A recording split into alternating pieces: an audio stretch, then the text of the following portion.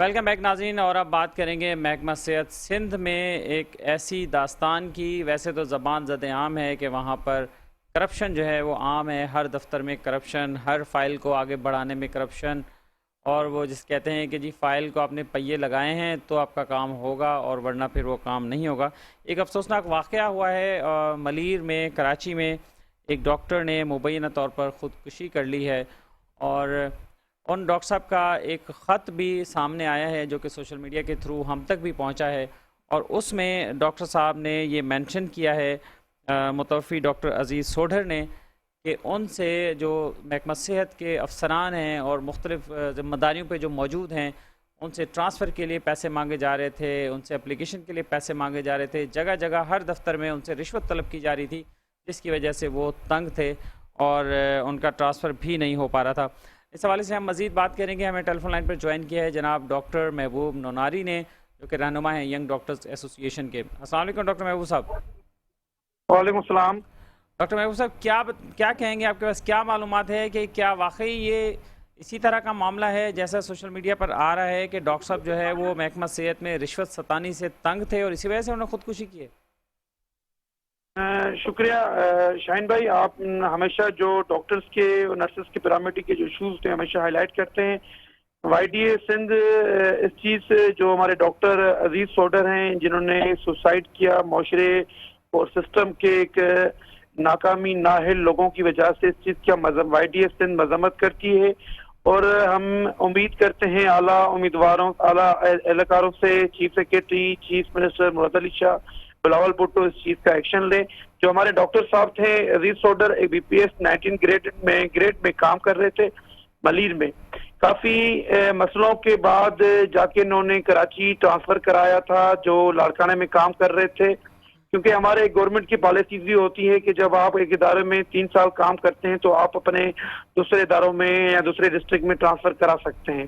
तो उन्होंने काफी फेब 2020 से हेल्थ डिपार्टमेंट के दरवाजे बार बार जाते रहे, खटखटा करते रहे, लोगों के पास जाते रहे, सेक्शन ऑफिसर के पास, मिनिस्टर के ऑफिस के पास, मिनिस्टरों के, वजीरों, जो उनके जो एडवाइजर्स हैं उनके पास जाते रहे। इनको इतना एक नाहिल लोगों की वजह से, हमारे डॉक्टर एक बड़े सीनियर, एक मुतबर शख्सियत होने की वजह से, इन्होंने आकर मजबूर होकर, जब कराची में मजबूरी के बाद जाके ट्रांसफर मुश्किलों से करवाया पैसे देके, फिर जब कराची में आए तो यहाँ डीएचओ मलीर हैं जो मकबूल मेमन साहब, जो हमेशा, मैं एक बात तो बताऊं कि जो डीएचओ जो सिंध गवर्नमेंट अपॉइंट करती है, या मिनिस्टर्स के बंदे होते हैं या 15 से 20 लाख लेके अपॉइंट होते हैं।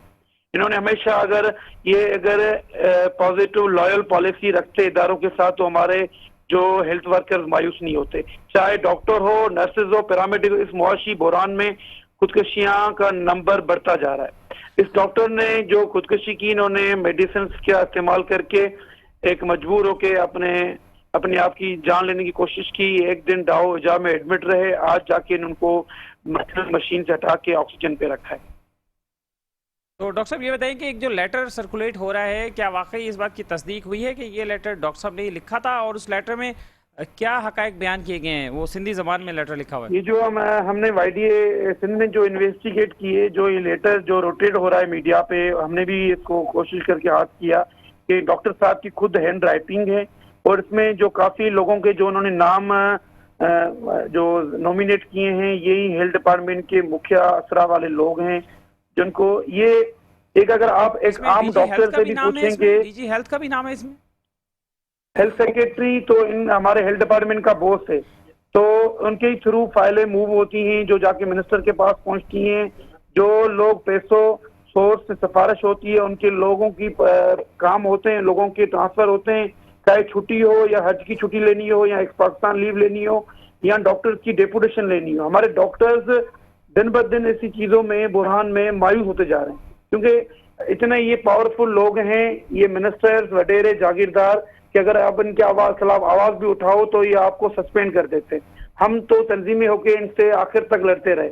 हमारे जो अलाउंसेस का मैटर था, डॉक्टर्स, नर्सेज, पैरामेडिक का मुआशी बुरहान की वजह से, वो तक अभी तक हमारा डेडलाइन बरकरार है। इनकी वजह, यही वजह हैं कि इनको सिंध गवर्नमेंट को एक लॉयल और ऑनेस्ट लोग रखने पड़ेंगे कि जो इदारों में रखें, जो डीएचओ हों, एमएस हों, जो प्रॉपर लोगों को फैसिलिटेट करें। ये पॉलिसीज को मुश्किल बनाने की तरफ ले जाते हैं, मसले का हल नहीं ढूंढते।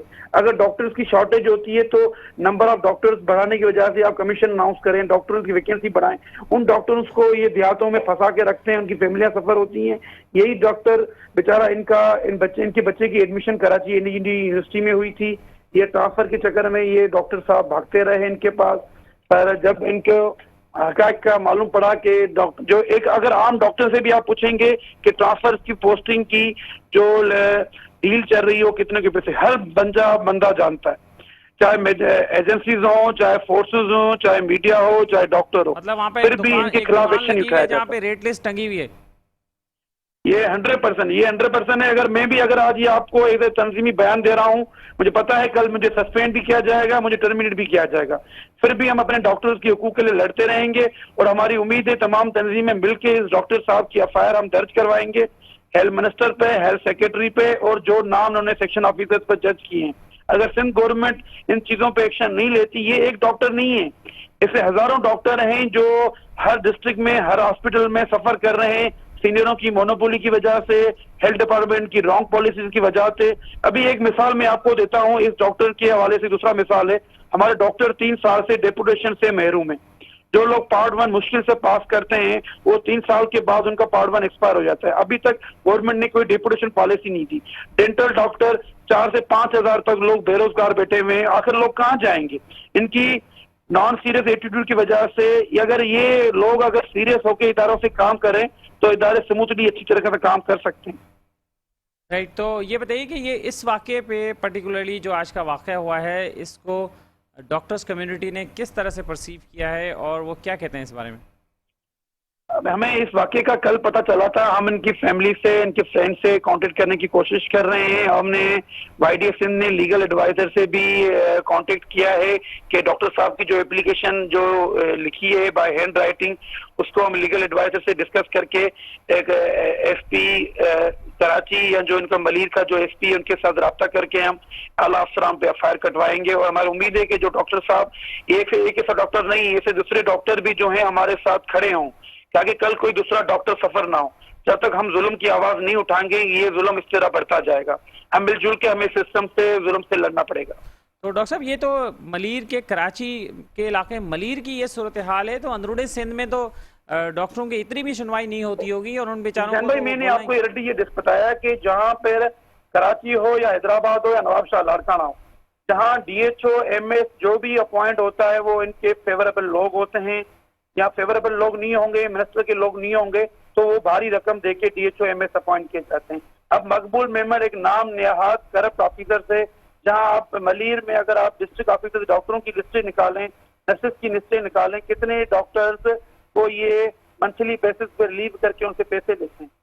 पेशेंट वहां सफर कर रहे हैं, मेडिसिन नहीं है, फिर भी ये डॉक्टर साहब जो डीएचओ मलीर है दोबारा हाईली सोर्सेज की वजह दोबारा सीट पे आ जाता है। इसकी क्या वजह है? जो हेल्थ डिपार्टमेंट ऐसे चोरों से जान नहीं छुड़ा पा रही, या हेल्थ डिपार्टमेंट खुद मुलवस है। दूसरा सवाल ये है, हम चीफ मिनिस्टर और बिलावल भुट्टो से रिक्वेस्ट करते हैं कि हेल्थ डिपार्टमेंट का और ज्यादा बेड़ा गर्क ना किया जाए। हमारे हेल्थ मुलाजमीन पहले ही मुआशी हालात की वजह से, लो रिसोर्स की वजह से सफर कर रहे हैं, इनको सही डील किया जाए। अगर हेल्थ डिपार्टमेंट में प्रॉपर पॉलिसीज बनाई जाए। बहुत शुक्रिया आपका डॉक्टर महबूब नूरानी साहब। बहुत शुक्रिया आपका डॉक्टर महबूब नूरानी साहब, हमारे साथ टेलीफोन लाइन पर मौजूद थे और इस अफसोसनाक वाक़े के हवाले से अपने ख्यालात का इजहार कर रहे थे। नाज़रीन, इसके साथ ही अपने मेज़बान अख्तर शाहीन रिंद को आज के शो से इजाज़त दीजिए। अपना ख्याल रखिएगा। अल्लाह हाफ़िज़।